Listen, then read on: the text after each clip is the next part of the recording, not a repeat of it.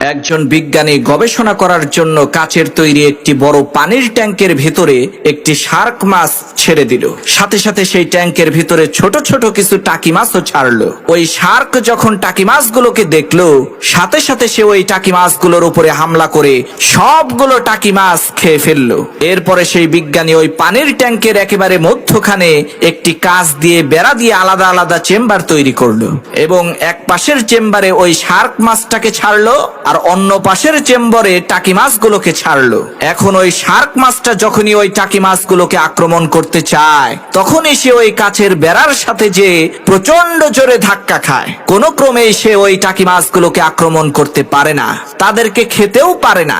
এইভাবে কয়েকদিন থাকার পর ওই বিজ্ঞানী পানির ট্যাঙ্কের মধ্যে থাকা ওই কাচের বেড়াটাকে উঠিয়ে নিল। এবার ঘটলো এক আশ্চর্য কাহিনী। টাকি মাছগুলো শার্ক মাছের কাছে চলে আসলো, তার মুখের সামনে দিয়ে ঘোরাঘুরি শুরু করে দিল, তার সাথে মজামশ করা শুরু করলো। কিন্তু কি অবাক করা বিষয়, শার্ক মাছটা ওই টাকিগুলোকে কোনো আক্রমণ করে না। এর কারণ হলো ওই শার্ক মাছটা এর আগে বহুবার চেষ্টা করেছে ওই টাকি মাছগুলোকে খাওয়ার জন্য, কিন্তু সে ওই কাচের বেড়ার জন্য খেতে পারে নাই। তখন সে চেষ্টা করাই বন্ধ করে দিয়েছে। সে মনে মনে ভেবেই নিয়েছে এই মাছগুলোকে কখনোই সে খেতে পারবে না। প্রিয় বন্ধুরা, আমরা ওই শার্ক মাছটার মতোই, আমরা একটা কাজ করতে যদি কয়েকবার ব্যর্থ হই, তাহলে ভেবেই নেই এই কাজটা আমি জীবনেও করতে পারবো না।